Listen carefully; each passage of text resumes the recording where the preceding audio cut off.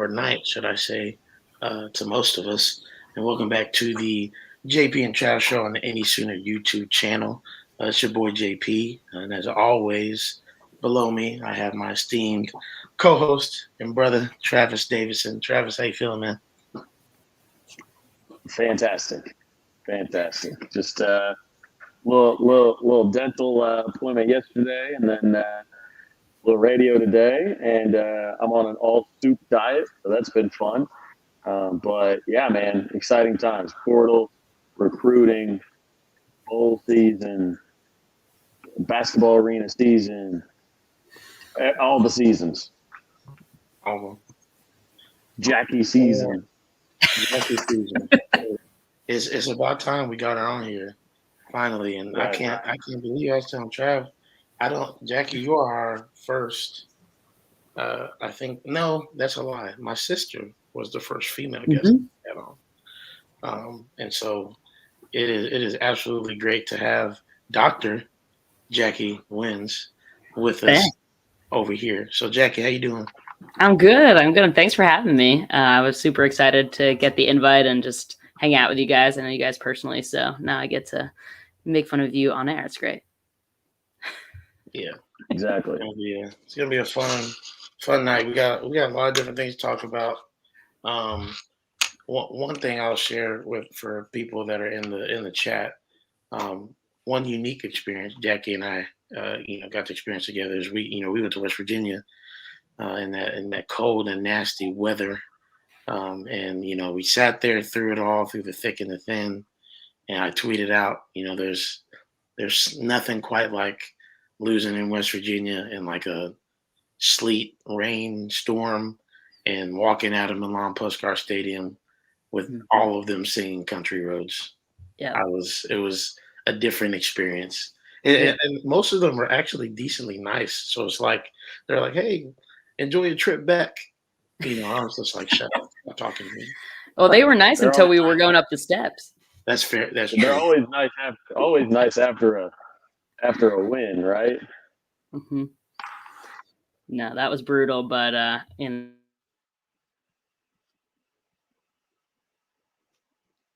no. Oh, We had a no. case of the freezes.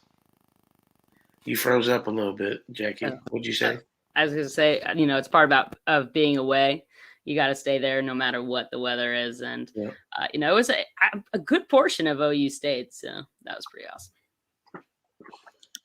Yeah. Yeah, and the rain and the cold, like you can't be the one that wimps out, right? Like, especially a close game like that, man. You gotta end it to the bitter end.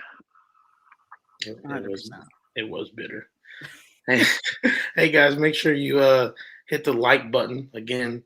That's something that really, really boosted us last week. Had really great numbers, and so if you guys are in here and you like the content, you enjoy JP and Trav, you enjoy Jackie and get to know her a little bit tonight, and you're really enjoying what you're watching, go ahead and hit that like button. Also share it to any platform, social media platform you're on. Share with your family. Again, if you enjoy being with us, just help us boost it a little bit, and obviously throughout the week people will watch it too. So for everybody that's coming in, welcome in. We are just about to start getting into some transfer portal news. Obviously, as I'm sure you guys want to hear, but first and foremost, I'd be remiss if we didn't talk about Mike Leach, and obviously he passed away the other day, and it's been a shock to the college football world. And obviously our thoughts and prayers are with his family and everybody at Mississippi State that's going through that. But I just thought it'd be cool to start the show. Each of us could go around and just speak on what our first experience was hearing about Mike Leach in general. If anybody's ever had a personal experience with him, potentially, just to speak a little bit on him and the impact that he had on college football. Obviously, being at OU for one of his seasons as offensive coordinator, we have some sort of history with him. So, Trav, I'll start with you, and then we'll go to Jack, and then I'll finish up. Yeah, no personal experiences. Wasn't lucky enough to meet him at any point, but honestly, the first time I ever heard about Leach was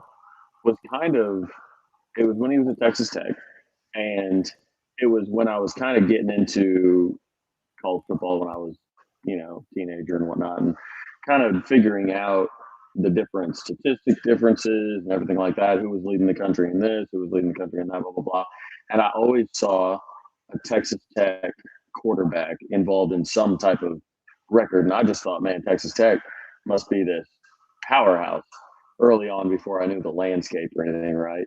And I remember my buddy telling me, he's like, nah, it's just Mike Leach.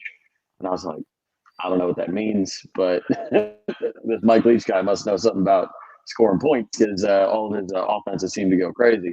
So that's how I first started kind of looking him up, studying him a little bit, and then caught wind on YouTube of his like press conferences.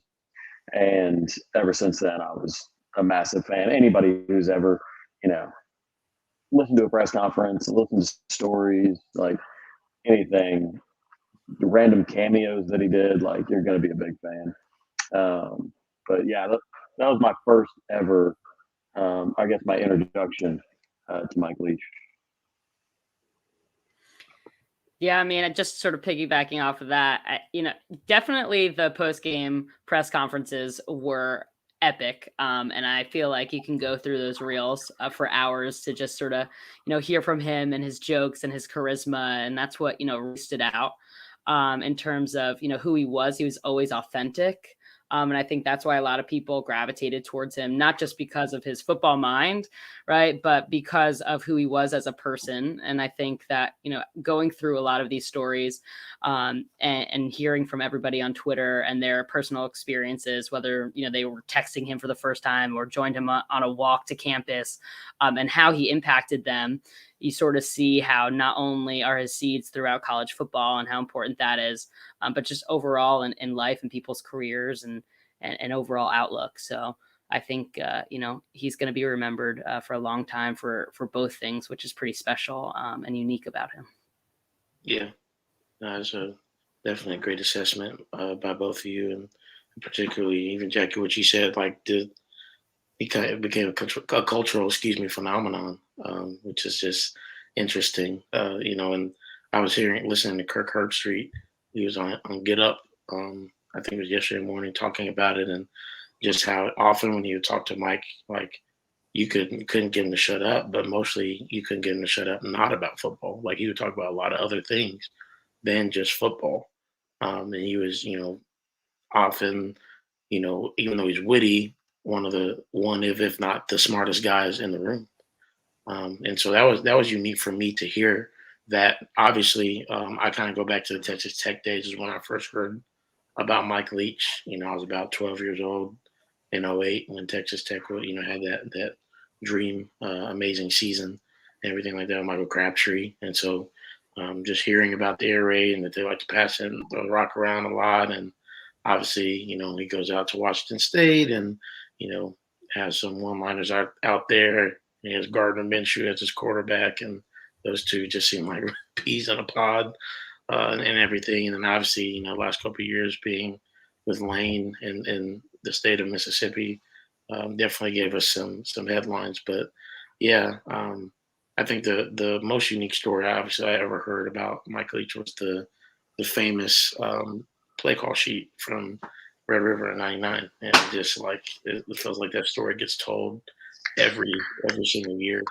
And so yeah, it's sad, and it's something that I know a lot of people have said, and people always say it. Obviously, when people pass, but we gotta tell the people that we know that we love them, right? And you gotta cherish every single moment that you have, right? I mean, I've talked about that so many times personally with my dad passing away, not even 2 years ago. Like you would have told me a couple years ago that was going to happen, I wouldn't have believed you. And so again, not to get crazy sentimental on the channel, but if you guys are in the chat, and obviously Jackie and Trav, like tell your people that you love them. Trav, I love you like a brother. Jackie, I've gotten to know you, love your charisma and everything like that. So I'll make sure we give our people their flowers while they're here, because you really never know in this life. Like it happens in a blink. It's all sad now, but it's like, man, we thought it was all good just a week ago. So Thank you guys for joining in and remembering Coach Leach, those of you in the chat, and Jackie and Trav. I just thought we could start that off tonight with that. So if you guys have anything else, go ahead. And if not, then we'll get going. I think the thing that sticks with me the most is, okay, so of everybody's stories, for the most part, of what they remember, it's his humor, it's his wit, it's his candor, it's all of this, right? What's crazy is, like, he's one of the best football minds ever, right? Like, he changed the way everybody coaches offense. Like, Sonny Dykes, Lincoln, Heupel. I mean, you go down the list. I mean, basically anybody who's had any success coaching offense in the last 30 years or 20 years has been somehow molded by Mike Leach. And when you tell the story about college football and the innovations of college football and football in general, Mike Leach is going to be on that Mount Rushmore, right? So that's what's crazy. He's one of the greatest college football X's and O's guys in history, and yet nobody brings that up when they talk about him.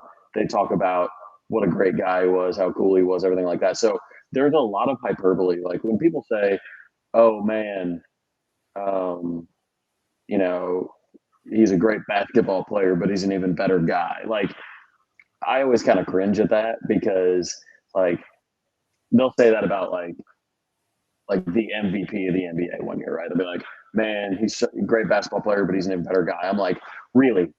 This is the best basketball player walking the earth right now, but somehow he's actually a better guy than he is a basketball player? That doesn't make any sense. He's not the number one guy walking around on the entire earth. So, like, a lot of the sentiments of like, "Oh man, he's just a better guy than he isn't even as a coach." And that's what's crazy, because I think Mike Leach is the first person that I ever actually believed it when people said it. You know what I mean? Like, everything else is just like lip service and all that stuff. Like, no, he's more remarkable due to his personality than his accomplishments as a coach, and his accomplishments as a coach are monumental. So, anyways, that's just what I was going to add. Yeah, I mean, it's interesting when you look at where he was and what he did at each location. And I think that speaks to his career. I saw it was on Twitter somewhere about somebody saying, he didn't go to these like necessarily polished places all the time. He really believed in that underdog and that building mentality. And that was sort of his thing, right? To do that and go where the trenches are. And it speaks even more highly to him in that regards, the fact that he not only had such an impact on the game that, right, he could have gone many places, but that he really looked for those types of locations to build. And if you look at his players and the impact and where they currently are, whether NFL or whatnot, I mean, it's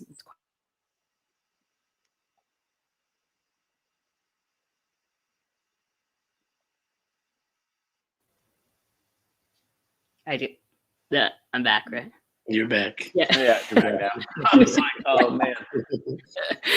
I don't know where I froze, but just, overall, like the fact that he chose those locations and, that's what, he was looking for and what he did there and where his players are now. I mean, it speaks to him as a coach and sort of what you were saying, Travis, but also who those people are and what they reflect. Right.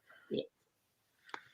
All right, guys. Well, again, thanks for starting it off like that. I feel like it was only right too. So that being said, let's get into some transfer portal shenanigans, news, whatever you want to call it. Obviously, we know there's a lot of moving pieces right now going on. Obviously, since we had the last JP and Trav show, OU has gotten commitments from both Dea and Desan McCullough.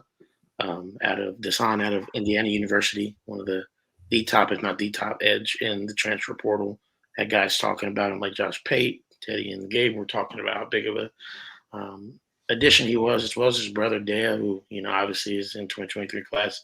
The safety was committed to Luke Fickell at Cincinnati originally until Luke decided to go out to Wisconsin, but they felt it right for both of them to be at OU, and that's a huge recruiting win for Brent Venables and company. So let's start off there. Let's just give thoughts on that commitment, and then we can just take it from there. Anything that anybody's heard, and we'll let the chat go from there. Jackie, I'll start with you. Yeah, I mean, when you get a commitment from those two, especially brothers who have, a father who's a great coach as well at an amazing program, it really speaks to the fact of what Brent Venables is building, right? The fact that a coach like that is sending two of his children to our program and the belief in that, but also just two overall awesome athletes in total. I mean, I'm a Hoosier by my grad school, so I was excited to grab one from a fellow school. Yeah, I know, Really? I I know, didn't JP. know that. Wow. Yeah. So it's it's good to see what he was able to do in his freshman year and what his ceiling is, and he hasn't even hit his ceiling.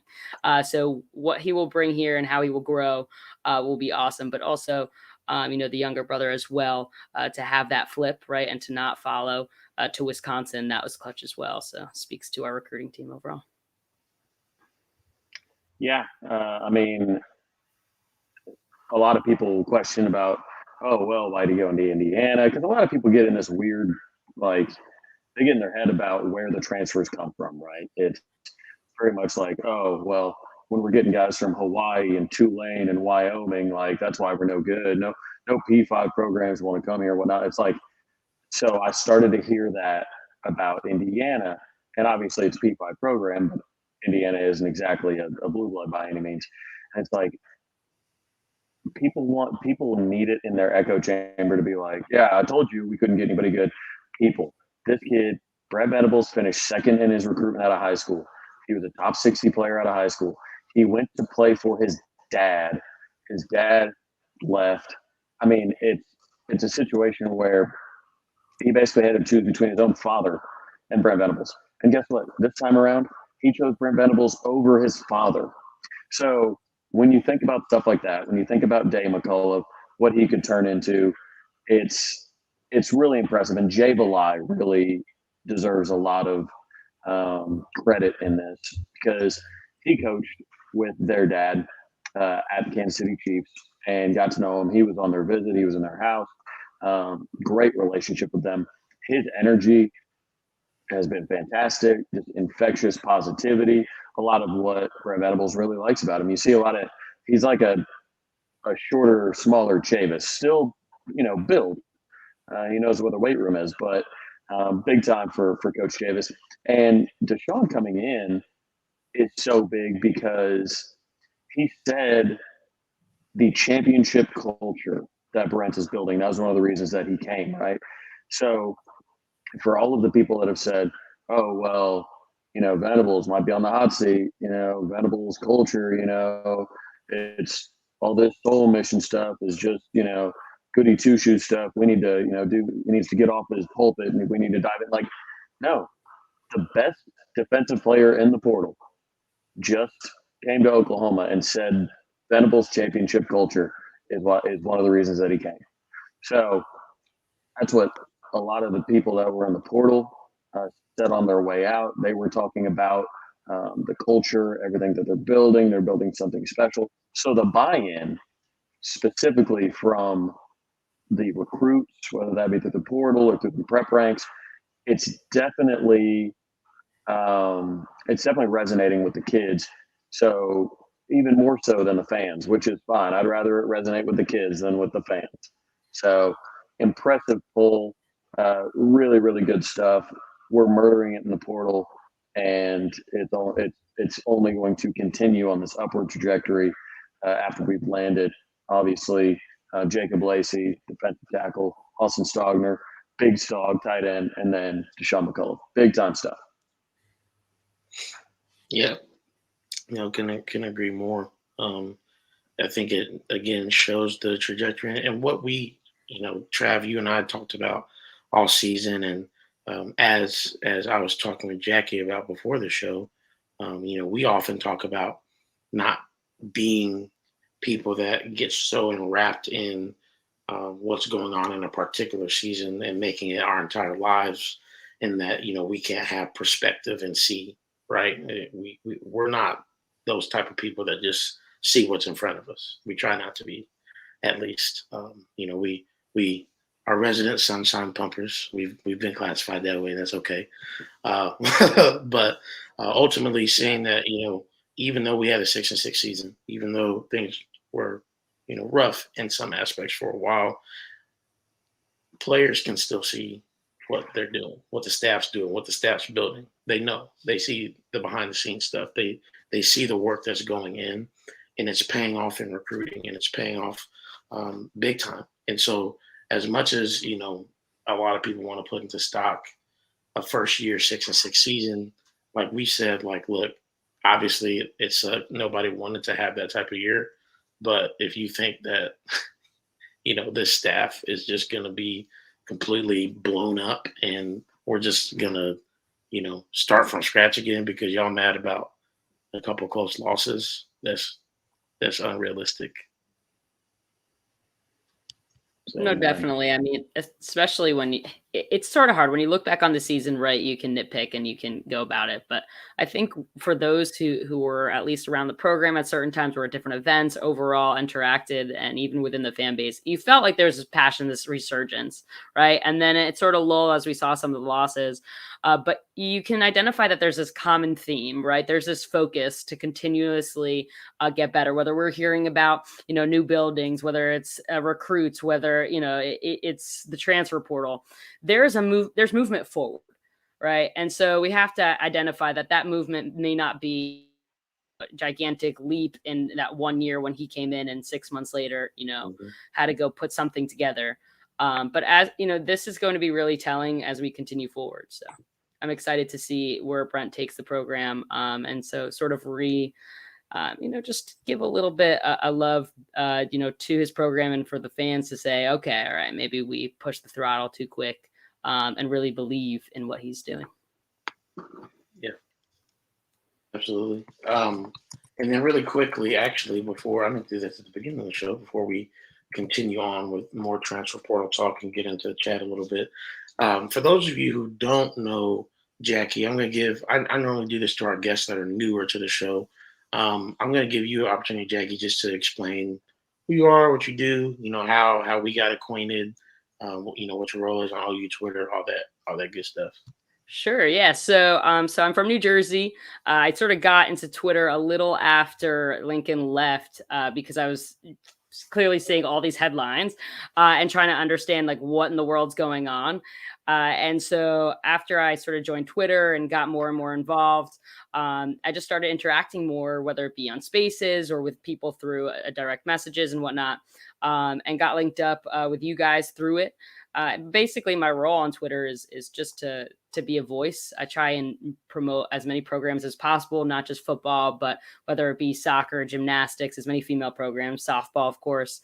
So that's my big role that I find myself being in on Twitter, but also interacting and trying to keep the East Coast involved as well. I think there's a big part of Sooner Nation that is out there, whether that be, they transfer for work, whatnot, or just become Sooner fans that I've met even at West Virginia. There was like a whole group of us who met up. So that's sort of my background on Twitter, but I'm a teacher by day. I'm a veteran. I did 6 years in the Air National Guard. And so overall, I coach soccer. I do a whole bunch of other stuff outside of here. So, but that's sort of my MO. Awesome. Thank you for your service. Oh, nah.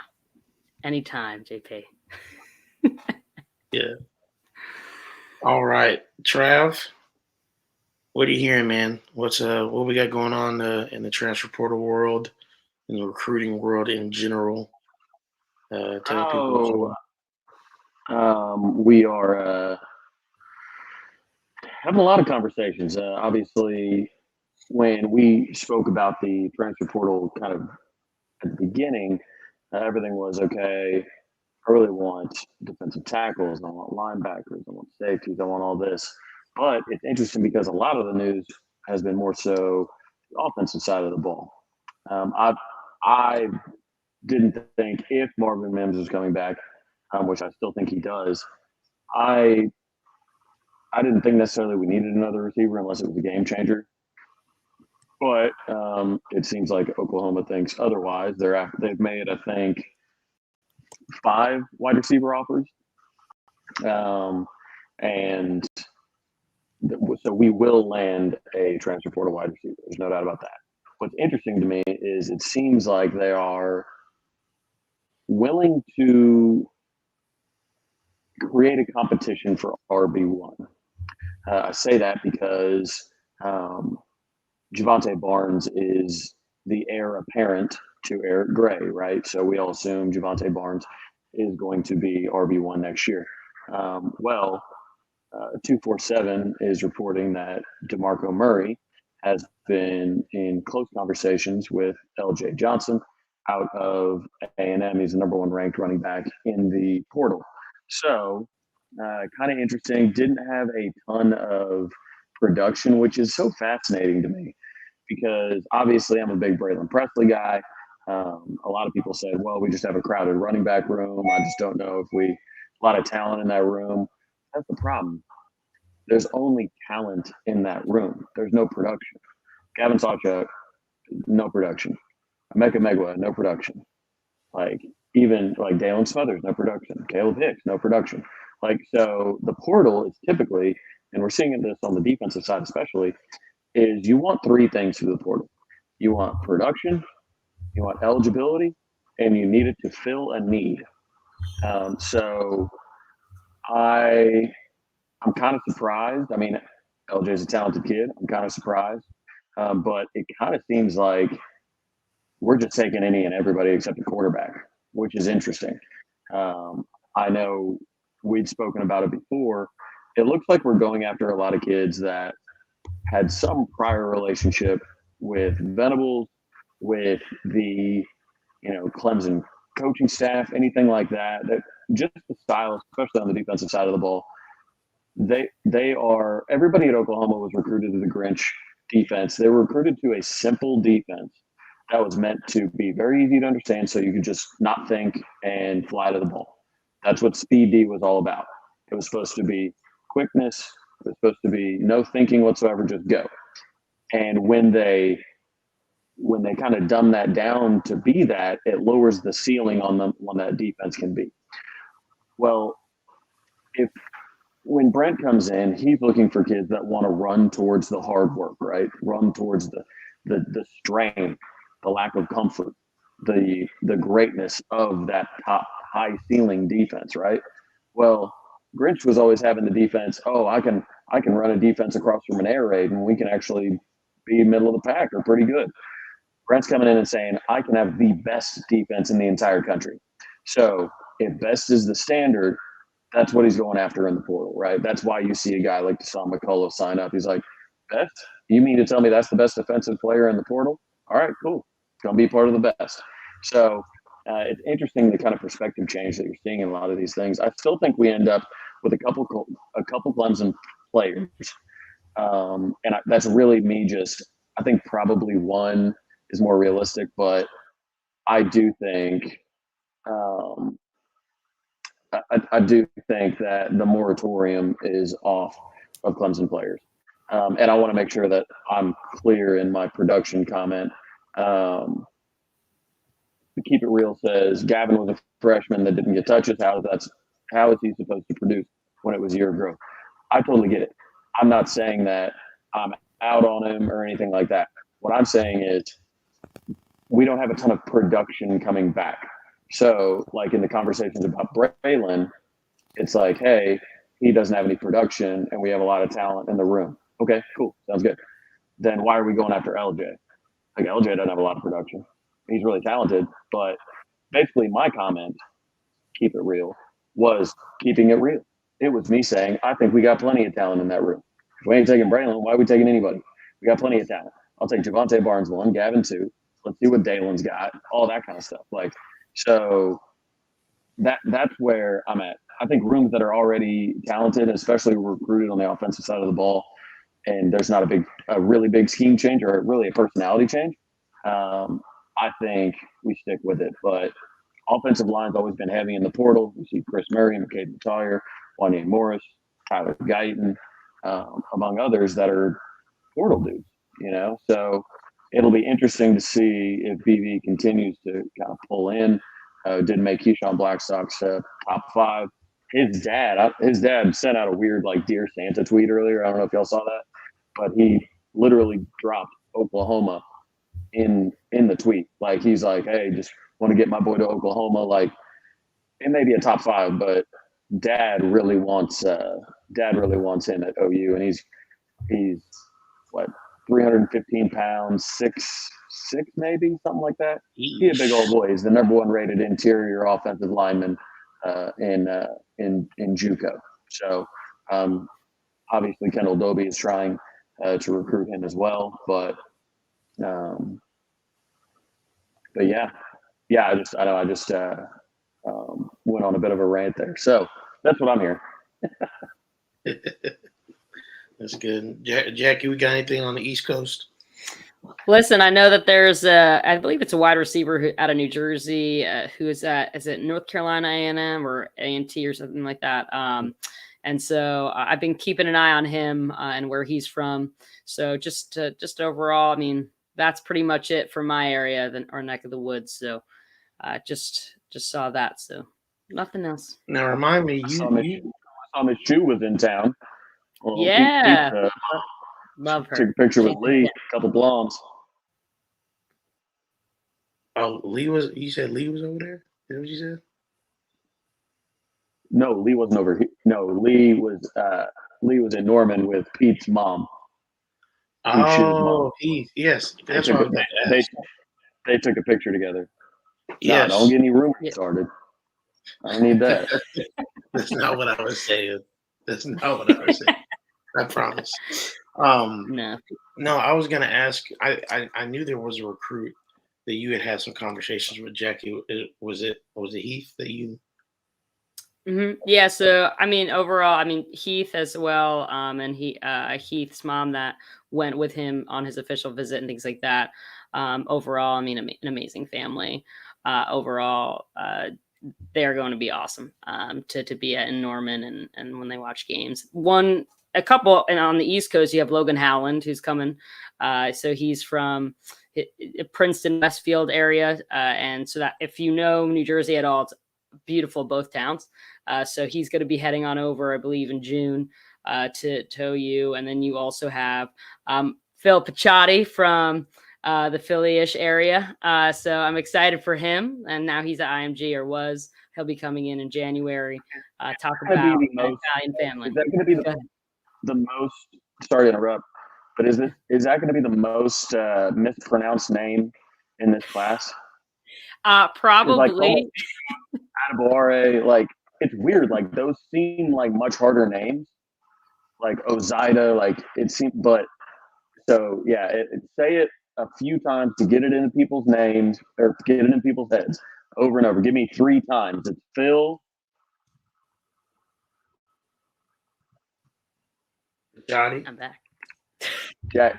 Jackie froze right when I queued her up to say Phil's name over and over. I know. I was like, oh no, we have a storm coming through. So, but so Picciotti, I feel like if you're not from like the New Jersey area, right? Like you're probably saying like Picciotti. That's what a lot of people were saying at the start, or something like that. So, it's got that nice Italian ring to it.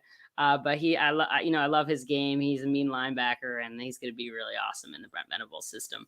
And then, we had Pete as well this past year. So he's working real hard and saw some time as well on special teams and has killed it. So my East Coasters are living it up at OU. So I'm excited. That is what you like to hear. Mm-hmm. I myself am trying to start an Indianapolis to Oklahoma pipeline, with Brady, Braun being the first one, the punter out of Bishop Chatard. So me and Brady are working hard to try to get the Indianapolis area familiar with Oklahoma. But again, we all about basketball up here, so the Indiana players aren't always the greatest. But hey, you got Dan, you got Deshaun. They both from Indiana, so we'll take that all day. Hey, it starts with one, meanwhile, Jackie's got East Coast kids, going. Andy, you got your pipeline going. Can a brother get some Tulsa guys in the class, please? Hey, please. Hey, don't tease us. Don't tease us, Trav. Okay, don't tease us now. This was supposed to be like Oh man, we back in it, man. Tulsa, coming at it, but the Slusher, it seems we're out on him. So that's one Tulsa guy that's not going to work out. Micah very much looks like he's going to be a Sooner. Showed him a text right actually before we hopped on. Once that, when and if it is official, these kind of things, you never know, right? Like it can be you're locked in, and then you got to talk with the coach. Maybe the coach is like, man, you don't really want to do, whatever, right? Like we've seen it all. So I never try and get too out, in front of the cart, especially when you're on live air and you find out that Hicks will not be a Sooner 12 minutes before he announces that he won't be a Sooner. That was awkward, but it's like I'm ready for some Tulsa love, man. There was a short period of time where I was like, Slusher is going to be a Sooner, Braylon's going to be a Sooner, Mike is going to be a Sooner. We already got Hester to flip. We got RSJ and J Rowe, and we got Gentry. We got all these folks. But yeah, I guess I'll just have to wait a little bit longer. But yeah, if and when Tease announces, oh man, I'm gonna be excited. No, Travis, other Travis. It doesn't seem like Slusher is high on Oklahoma's board right now. So, Gotcha. Hey, gonna interrupt real quick just to remind you guys, make sure you hit that like button. There's quite a few you in here. All you gotta do, literally click it. That's it right now. Just click it. Take 5-10 seconds. Click it. You done, and we're gonna move on. Okay, hit that like button. Help us get in the YouTube algorithm. If you enjoy our content, everything like that, make sure you share it as well. All right, let's continue to hit some of these questions that we got coming in here in the chat. Obviously, I'm sure most of you guys in the chat and Jackie and Trav, I'm sure you saw. Was it yesterday or was it Monday that Steve Wiltfong put in a crystal ball for one to Sealy Akana out of Utah? So that's a big time. When Steve puts it in, it's almost like it's gold sometimes. So, we've been talking about Tassili for a while on this channel, Trav. So how are you feeling personally about him? I've always been a real big fan of Tassili Akana. What really stood out to me the first time I really learned about Tassili Akana, I was out in Vegas watching the overtime 7-on-7 event that Cam Newton was hosting. And the dude, it was so interesting because for those of you that aren't familiar with 7-on-7, 7-on-7 is for skill position players. It's no line. It is a quarterback sitting back, and he has a timer, right? So he's counted off, and he's got to throw. It's a defensive back and wide receiver, skills competition for the most part. Well, 7-on-7, we were out in Vegas. It was the best collection of talent that I think has probably ever been assembled, right? So it's like, Malachi Nelson was out there, and Brandon Ennis, and Nico, and Dante, and Jeremiah Smith was out there, and like there were probably, I don't know, probably 15 5-stars between 20, 23, and 24. It was insane. Well, Tassili Akana was out there, and it really stood out because Tassili Akana is not a defensive back, and he is not a wide receiver, and he is not a quarterback. So this dude was a linebacker out there playing like straight up coverage with some of the best wide receivers in the country. It was absolutely fascinating to watch him play. And in speaking with him after the event, it was so cool. He wanted to play in the SEC. That's what he kept saying. He's like, well, I'm lining up my visits. I'm pretty much, I want to play in the SEC. So I'm only looking at SEC schools. I'm only going to talk to SEC schools or ones that are going to the SEC. After that conversation, and we didn't have any OU stuff on, right? So we're just having 247 and overtime stuff on. So he doesn't know who we're with, right? It was me and Parker. And he was, pretty honest that OU led. And ever since then, I think Parker put in his crystal ball on our way back from that event. He's incredible, man. Being able to cover some of the best wide receivers in the country like that was fascinating. So, love the kid. I think he's going to be a Sooner. I think Brent Venables really keyed on him early, and I don't think he's going to let him get away. If for some reason we do lose him, though, it's going to be to Jamar Kane. Yeah. But I did text Jamar and told him to let us have Tassili. So, if we get Tassili, y'all got me to thank. Hey, look, Jamar is a self-proclaimed watcher of the JP and Trav show, so he would hear that. He would hear that. So Jamar, relax, brother. Come on, we should get him on as a guest during the off season. I'm good with that. Let's get him back in the fold. I'm cool with that. Absolutely. Jackie, what do you think of Tassili? Kind of just give me some thoughts on just what your thoughts are on him as a prospect. I cannot talk. I'm sorry. In general. So it's really interesting when Brent picks his targets. He's usually pretty good capitalizing on them. And his recruitment has been quite interesting. It's not as in your face. Yes, we talk about it, but he's not that kid that's posting everywhere all the time and really trying to bait people. And so it's been interesting just following whether it be, the different insiders from the schools that he's going to. But overall, this was one that we needed to have confidence in Brent with. Right. And just sort of saying, okay, this is one of his guys. So let's see what he can do. And it sort of looks like, the image that we have of Brent is what he's seeing as well. And the belief is there and has a great ability and his ceiling is very high. I think that he can be really, really good in a Brent system. So it'll be interesting to see, how long it takes before we land him. But it's it's looking good and I'm excited to have him. I think he's key for this class as well. Jackie, got a quick question for you, couple actually. Here's the first one from Tyler Pierce. I've been curious, Jackie, how did you become an OU fan being from the East Coast?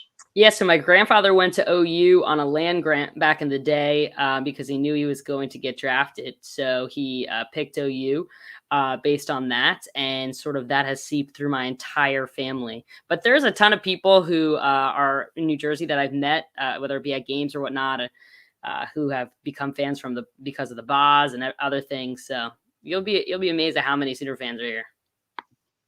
It's pretty cool. And then there's another question for you that I'll save towards the end. One last point on Tassili. His Hawaiian culture is extremely important to him. He played actually on basically the Samoan team at the 7-on-7 event with Nico and guys like that. So it's fascinating because obviously Jonah Laulu, Dylan Gabriel, even dating back, Jocelyn Allo, Kaylani Ricketts, like we've had a lot of Hawaii success in Oklahoma. So we actually just offered another kid out of Hawaii in the 2024 class, 6'3", 222-pound edge rusher, Anilu Lafaele is what I'm going to go with. He's 4-star in the 2024 class out of Honolulu. So see if we can continue to get those Hawaii ties. If you remember, that's how a lot of USC and Utah teams became so good. They had so many of those just badass Hawaiian guys that, with tree trunk legs and just monsters. So anyway, keep an eye on him in the 2024 class as well. Cool. It'll be great to have that continual pipeline here. I'd love to see, man. It'd be cool to see a Haka in Norman. I'll tell you what, that'd be so crazy. It would be sick. I tell you.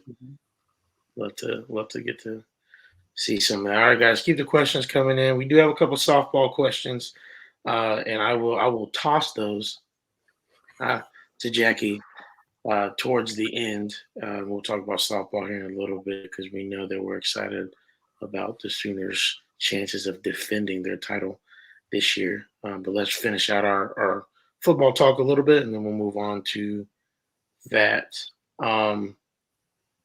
Here's a good question for everybody to answer. It says, how far back do you three go in your OU football memories, and what game or season got you hooked as a Sooner fan? This is from Jim in Arlington from Twitter. What's up, man? How you doing? Good to have you in here. I can start with that one, and then we'll go Jackie and then Trav.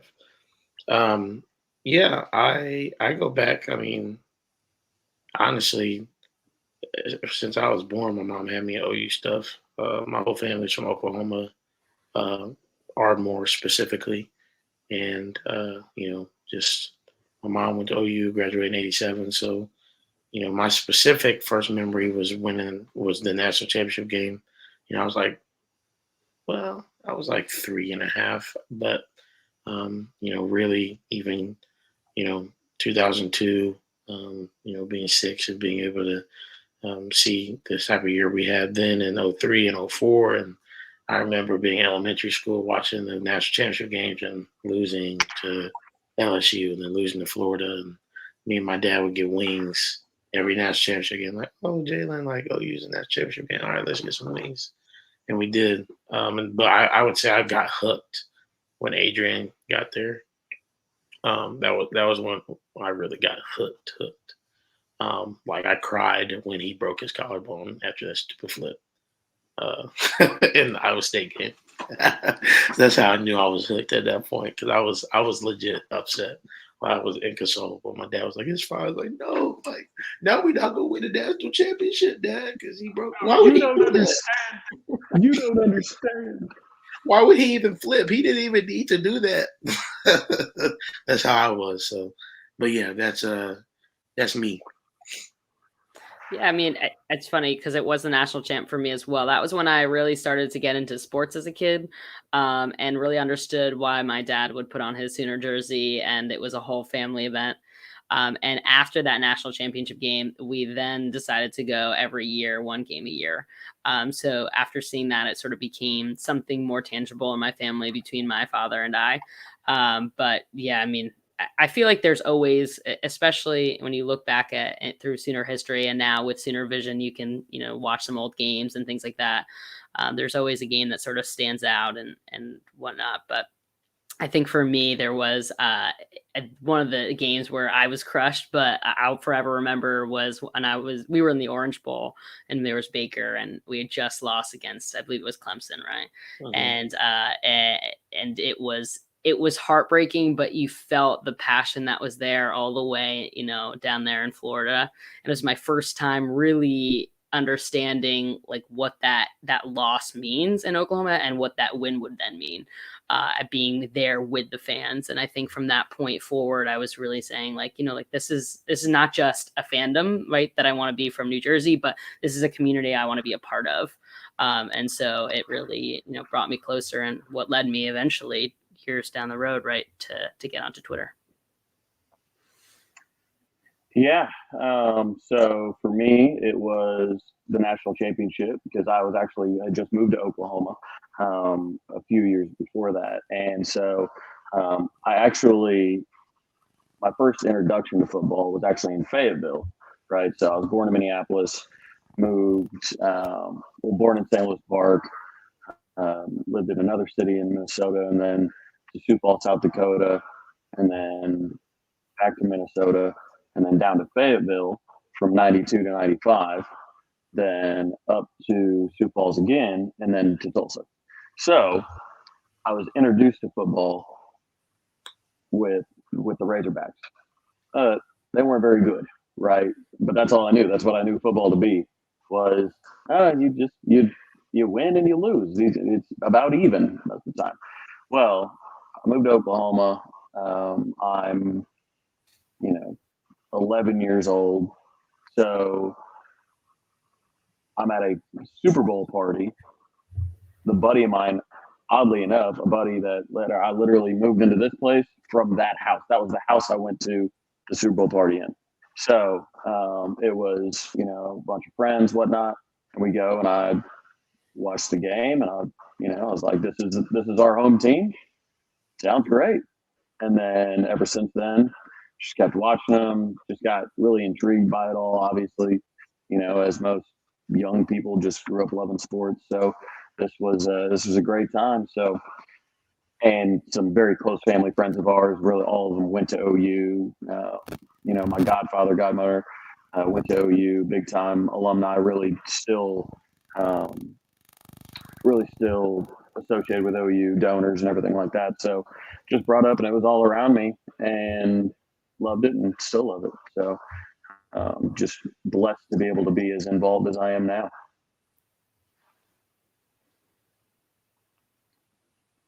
I'm amazed we haven't gotten a Peyton Bowen question yet. But I'm going to read. Yes, this is. Sorry, I just got a DM. No, there's nothing.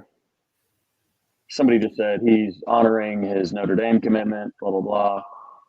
It's from a troll account, but I do want to read this from a Notre Dame insider. On Wednesday, Oregon had an in-home visit with Peyton Bowen. The Ducks are not giving up on the five-star prospect and are looking to swoop in here. Notre Dame is expected to have several coaches, including Marcus Freeman, at his in-home Thursday. And on Friday, it'll be Oklahoma that gets the final home visit with him. Not only is that not ideal, the Irish are not getting the final visit, it's even up in the air that Notre Dame will even get to visit him on Thursday. Contact between the two parties hasn't been normal in the past 24 hours or so, and I'd bet on Oklahoma to end up flipping Bowen now. We've all known this was a possibility despite all the confidence on the Irish side of things for months. Best hope for Notre Dame here is to get the in-home visit Thursday, fight like hell, and hope he sticks with his first love. But I'm not optimistic at this point. So that is from a Notre Dame insider. There's been a lot of smoke about Oregon, this $2 million offer, this, that, and the other. No, it's not the case. They didn't offer him $2 million. But I think Peyton Bowen's still Sooner. I think that Jackson Arnold's impossible to deny. The girlfriend's impossible to deny. Denton, if you've been to Denton is like Norman South. Like it's very, very heavy pro OU. There are a lot of people around him that wanted him to go to OU. He doesn't like the cold weather. Like that's part of the reason he doesn't want to go to Notre Dame. He doesn't like cold weather. He's not about to sign up to go to Oregon. I mean, I don't care how many good coats you can buy with their NIL money. I fully predict him. As we have, if you've listened to any media we've done, I think Peyton Bowen's going to be a Sooner. I have heard nothing recently to make me think otherwise. But it's incredible that even now the Notre Dame insiders are saying, I bet on Oklahoma to flip him. You gotta love that. You gotta love the opportunity. Now, Jackie, you've talked to some of the soccer girls now, haven't you? Mm-hmm. Have you ever spoken with Peyton's Emma? girlfriend? Yeah, Emma Alvord, I believe it's pronounced. Let's put a name to the young lady. Emma. Yeah, I mean, first off, give her due credit. Emma is an amazing athlete, and one of the best recruits in the nation for soccer. So she is definitely a powerhouse herself. That being said, no, anytime that I've interacted with Emma, I have not asked about Peyton because I didn't want to go down that road. But I mean, listen, if there is somebody to follow, she's absolutely worth it. Great young woman. Yeah. Well, yeah, I never wanted to get twisted. And Jackie, I'm glad you brought that up. Like, I never wanted to get this twisted that it's like, oh, just just go offer a bunch of girlfriends of top like recruits. No, she is an incredible player. She earned that scholarship. It had nothing to do with Peyton Bowen or Eli Bowen or anybody else. She earned it, signed with Oklahoma, and has a bright future ahead of her. This is very much Jada and Billy. Like, you have some All-Americans that just end up in Norman together, and fairy tale.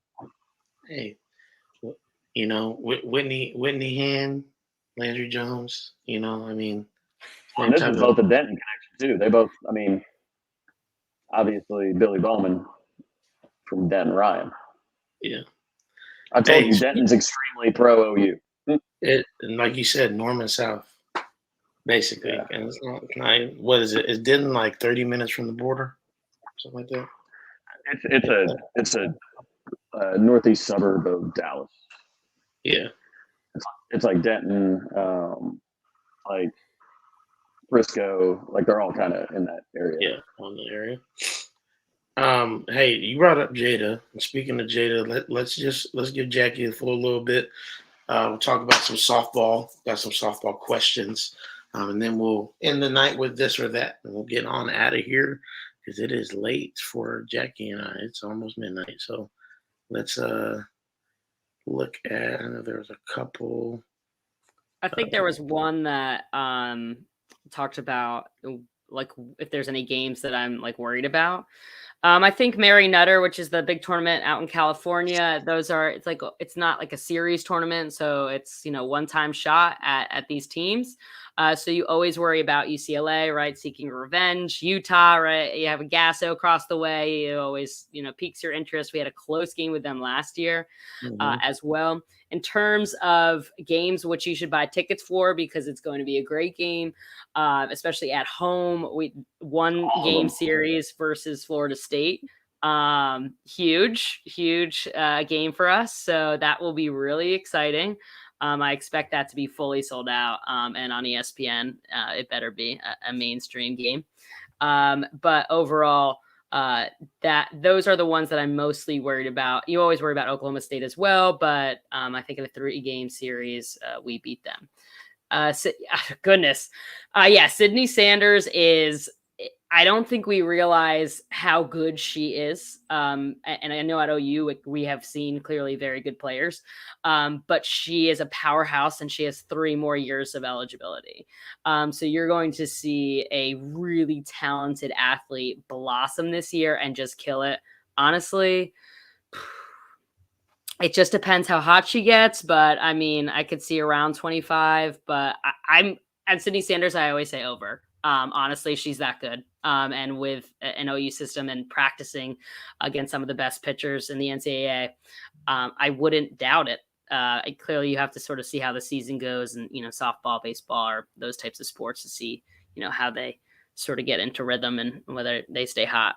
But that's that. Gotcha. And at this 2024, right? I think so. Yeah, I think this should be their last season. Yeah. Currently, and then they should be going into Loves in 2024. It is. I always said this in the off season or in the softball off season, right? Off season that Patty Gasso had in terms of recruiting, not only just like high schoolers, but transfer portal. It's just like it has to be looked at as like unfair. Like it felt like every week we were getting some just like mega, like Sydney Sanders from Arizona State, the pitcher from Michigan. Like these are not like kids. Like I feel like in football, a lot of times you're getting kids that kind of saw the field, kind of didn't, like kind of really produced. Like these like Sydney Sanders was one of the best players in the Pac-12. Like. How does that happen? It's just like it's when you're that good, right? Take Haley Lee, right? That was such a late addition, and that we weren't sure, and we weren't even sure how she would fit, to be honest. From everybody looking from the outside in, and you talk about a player who has 1 year of eligibility left, who has kicked butt at Texas A&M. I mean, has hit bombs for years after years, but didn't really win anything, right? So you look at OU and you say, if I'm a competitor, I want to be at OU. Right. Yeah. If I want to actually, be the best at the very top of my game, and maybe that means somebody beating me out, but I'm willing to take that chance on a 1-year eligibility. That's the player that I want. And I think you see Haley lead. That person says at least 15 home runs. I wouldn't doubt that either. Honestly, I think we're going to see some power this year. Patty Gasso continues to do that. I think you have also just an awesome pitching coach, right? Jen Rocha. I think in terms of, continuously getting through the transfer portal, an ace as well. And so, you have her come over, and I even think that Alex Draco has a really high ceiling. I don't think she's reached the top of her game. Right. Yeah. So I think that we're going to see a lot this year, and I'm really, really excited, and hopefully a three-peat. Well, the JP and Trav show is a very pro OU softball channel. We do talk a lot about that in the off season, obviously for football. So we'll definitely get you back on in the spring. We'll talk some good softball. Hey, let's get to our patented game, This or That. This or That is a game where JP normally is the one who puts out these prompts. You got to choose between one or the other. Gun to your head. What are you gonna do? Okay, you can't have a third option. It's one of the two. And you got to give a little dissertation, as we have the doctor over here. Okay, got to give a dissertation on why you would do this. Now, here's what I'm gonna do. This is the first time we've ever done this in This or That's history. I'm going to allow the first This or That to be chosen by the fans. So the first one I see, I will put up here. I got the other two, but go quick, type quick. Yeah. Hurry. It could be about OU. It could be about something else. Okay. All right. I'm not doing that one. That one. Make it a little serious, James. I appreciate. I know I should have been more specific. I apologize.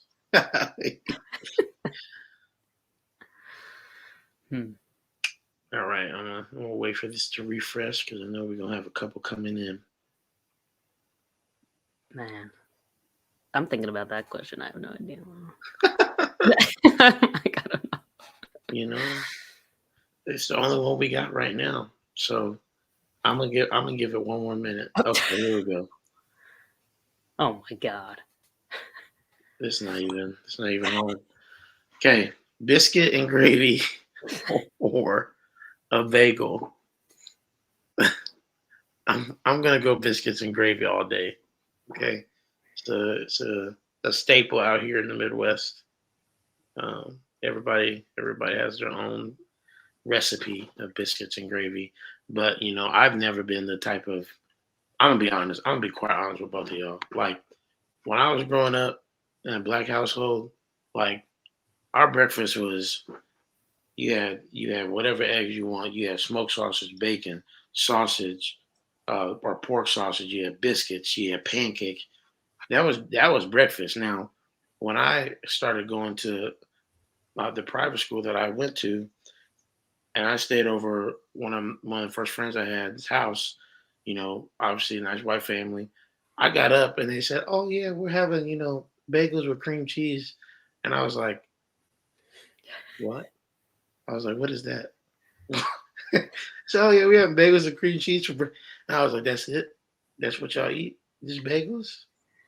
So that's my experience with bagels. I'm not a big bagel fan. Like, I'll eat a bagel, but I'd rather have a bagel with like bacon, egg, and cheese on it or something like that. Not like blueberry bagel with cream cheese. Like that might be a little snack, but I'm not like, oh, that's my breakfast to start off the day. Sorry, I kind of went on a rant there. Go ahead, y'all. I'm offended for the entire East Coast right now. Bagels are what we live and dream of, and they are to a different level here. So I will give that. Like I can't ever be in Norman and have a bagel. That can't exist in my life. Okay. If you get a Jersey, New York bagel, it is a life experience that you've never had. right? Like I can go down south and go get biscuits and gravy, but this is specific, right? And if you have this bagel, then it changes your life and you don't ever want biscuits and gravy. So what I think happened was that at your private school, they did an injustice in some way. And they traumatized you against bagels. But I will send you a bagel from here. Okay. And I want you to document your experience. Hey, I'm up for it. Like I said, I really don't hate bagels like that. I was a little bit exaggeratory, but like I said, I can't imagine just eating one bagel. And like, oh, good. With that backpedaling, Jay Beli's going to call you, man. You keep backpedaling like that. You know, Man. right? All American. Be a great corner, man. You can send me a bagel because bagel is the correct answer here. Bagel, it's just so much more versatile. I mean, biscuit and gravy, it's a biscuit with gravy. You can't really do anything. You brought it up, right? You said, hey, a bagel, if you're going to have some bacon, egg, and cheese on it or something like that, sure. And then you said, oh, maybe some blueberry cream cheese. You literally are going through the versatility of the product and then picking against it. I need a 5-tool player. I need a 5-tool food. That is a bagel. You can put gravy on a bagel if you want it so bad. You could do that. You could do different. I'm a big like a garlic herb cream cheese thing. All this I like a good bagel. Often in my office, in my audience around offices, like the people have their big breakfast meetings and then just throw it on the table, like the community table. Always get in there for a bagel, man. They're great. I just like the versatility. You can even, after a long day of apple orchard picking, you can come home and slice up some of them fresh apples and throw them on a bagel. Can't do that with biscuits and gravy. I'm so hurt. Trash supposed to be my brother, y'all. And first of all, I thought for sure he was going to choose biscuit gravy, and then he brings up the apple orchard again. Oh, I'm hurt. Okay, let's move on. I obviously lost that round. It's not about winning or losing. You're right. It's about opinions. Okay. So for this one, let me set it up. Which program would you be more afraid of coming back to their peak? Nebraska or Miami?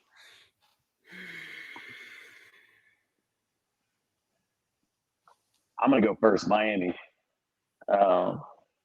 Mainly because they recruit where we want to recruit and they spend money like crazy, right? Like the problem is if Miami gets good, it means they did it with players they bought because that's how they're getting players. So that means that's going to pave the way. Like right now, A&M has laid out the blueprint to fail while paying players a lot of money. They have 22 players in the portal, a lot from their illustrious 2022 class. And if you notice how they talk about, like how A&M fans talk about their departures, they say, well, you know, the only kids that we're losing are just culture problems, man. They've got character issues, all that. You know that you can tell that a lot of times when they call and say, hey, how much are you gonna pay me to go there? That's probably a kid that's gonna be a cultural issue. Like these kids are giving you hints that they're cultural issues. So right now we have A&M as the example of upfront money not working. Miami is using the same tactic.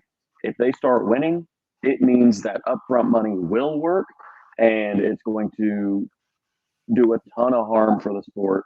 And Miami doesn't have a bunch of big boosters. They have one attorney, John Ruiz, Life Wallet. Look it up. He's going to build them a stadium on campus. He's going to continue to pay all these kids.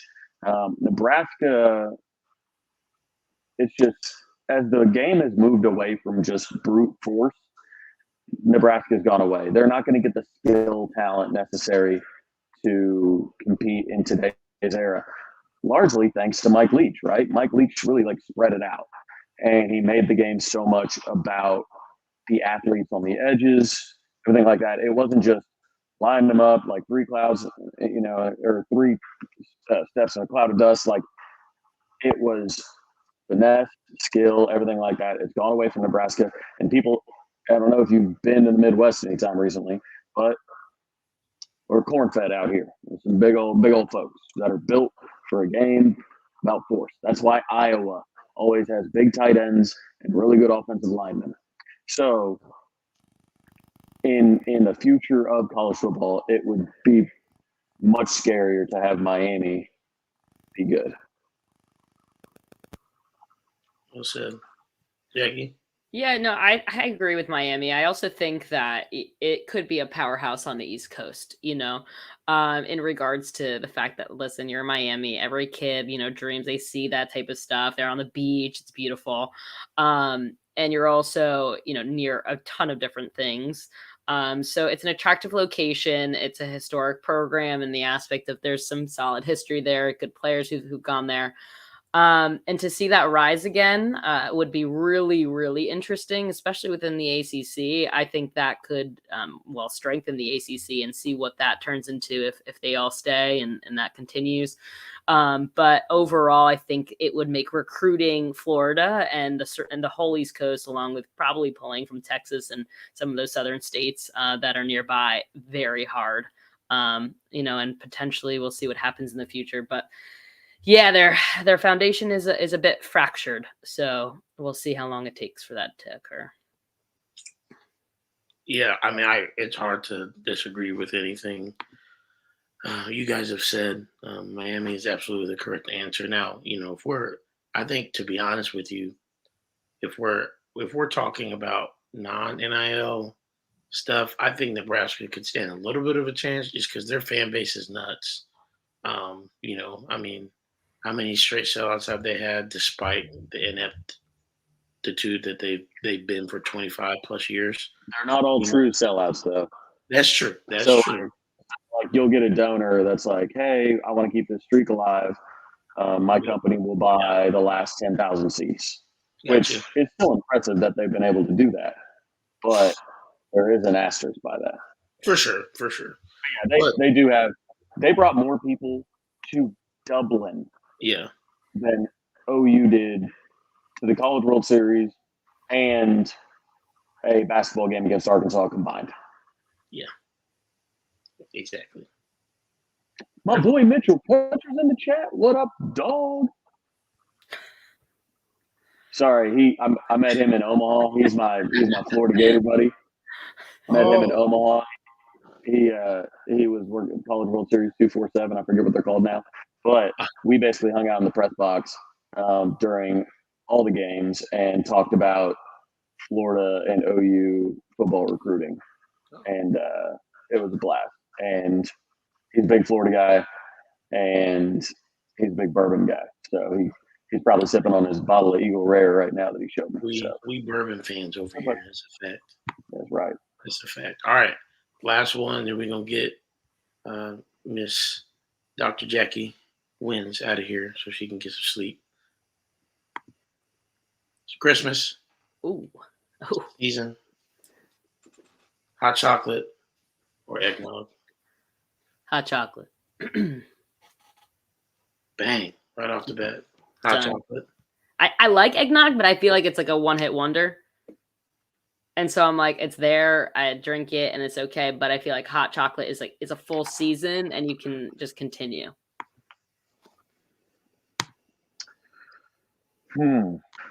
This is it's kind of interesting because it kind of goes against a common rule of mine. But I think I like eggnog better personally. But the rule is like, if eggnog's so good, why don't we drink it year round? I mean, you can make it year round. It's not like you have to go pick nog berries, that are only in season a certain time of year. But I just think, especially really good, like homemade eggnog, that stuff, it's unbelievable. So, hot chocolate, of course, good. I like a little you get the thermos, you go half hot chocolate, half Jack Fire, and then just, your tailgate really pops off at that point. But eggnog, you can put other stuff in. Yeah, you can put other stuff in eggnog. We're not going to get into the versatility argument of bagels versus biscuits and gravy again. Come on now. Yeah, you better hide. I'm gonna go apple cider. I'm gonna go hot chocolate. Listen. I'm not gonna lie. Trav is right. I'm actually a big Apple fan in general. Like I like Apple flavor stuff. But besides that, hot chocolate for sure. I've never really liked eggnog. I'm not sure that I've had a good homemade eggnog. I will say that. So I'm open to trying new things, just like I'm open to whatever the special New Jersey bagel is that Jackie is talking about. So I'm looking forward to that. May have to make my own trip too out to New Jersey, see what you're talking about. I've always wanted to go to the East Coast. Really, I've been to Washington D.C. a couple times in middle school, but other than that, I really haven't been over there. So, I'm a big Penn Station fan, but I'm sure it doesn't compare to actual East Coast subs that they make over there. So, I pray that y'all will forgive me for allegedly my terrible taste in food when it comes to biscuits and gravy or bagels or even, liking soup over salad, because that was a problem too a couple months ago when we had What's that. funny is now that I've got that tooth extracted, like, I'm eating this soup now, and I'm thinking of my boy JP. I'm thinking, how does this guy prefer this life? Like, dang, man. It's good. Had some pho today. Had some chicken and dumplings last night. Like, it was fire too, wasn't it? It's the rest of the chicken and dumplings. Yeah, but what would be really good, man? I was on Instagram today. I saw a fantastic looking Greek salad. It was like dill and green onion and like this olive oil type situation with some real finely chopped, looked fantastic. And all I could think to myself was, ooh, I would hair up that salad right now. But instead, I'm just like, this is what I'm doing. Might as well be soup, right? Same thing, right? Yeah. It's fine. It's fine. Soup over salad. Preston's agreeing with you, and this dude puts peanut butter and jelly on tortillas, bro. Dang. Yeah, this is not the sign you want. Yeah. I don't have words. I don't. It's fine. All right. We appreciate y'all being on the JP and Trav show. Jackie, thank you so much for coming on. Of course, anytime, guys. Really appreciate you, girl. Of course. So you're welcome anytime, obviously, and like I said, we'll have you back on soon, and definitely for softball season, we'll have you back on for football too. So, Jack, you got anything for the people where they can find you at on Twitter? Obviously, I know you have your handle probably that you want to give them, or anything else. Yeah, you can just find me at Jackie Winz. Not too hard to find over there, and feel free. I will be having spaces around softball season, so look for those as they come about, and just overall keep up with me. Feel free to reach out whenever. Trav, you got anything for the good people that's not food related and attacks on me? So we have National Signing Day next week, of course, and I will be 2 to 6 that day since Parker. Since Parker will be doing 247 stuff that day, I'll be 2 to 6 live and direct on KREF. Download the app. The app is really best. Crystal clear. All your podcasts are loaded in there. Everything like that. So KREF in the App Store. And then JP and I are going to be joining Two Plane Sports that evening. We'll be on at 7 p.m., starting at 7 p.m. Central, I believe that was what we were discussing. So 7 p.m. Central, we will be on. I know we've got some recruits joining us. If you haven't checked out Two Plane Sports, it is awesome. We've done some live streams with them before. Those are great dudes over there. So really excited about that. It's going to be a wild week, man. It's going to be a wild, wild week. So It is. It is. It's going to be a fun fight to the finish. Obviously, we only have the other signing day in February, but this is when it really all starts. So, like Trav said, we'll be on Two Plane Sports, 7 p.m. Central Time next week. So, no, don't come here at 9:30 expecting the JP and Trav show because we're going to be on Two Plane Sports at 7 p.m. Central Time. Okay, you're going to be disappointed if you do that. Remember what we said, and we'll put it on Twitter as well. But with that being said, we love y'all. We appreciate y'all always for being with us as long as y'all have. Make sure you hit that like button on your way out tonight. Sleep well. Hope you guys get everything you want for Christmas. Boomer. Sooner. Yeah.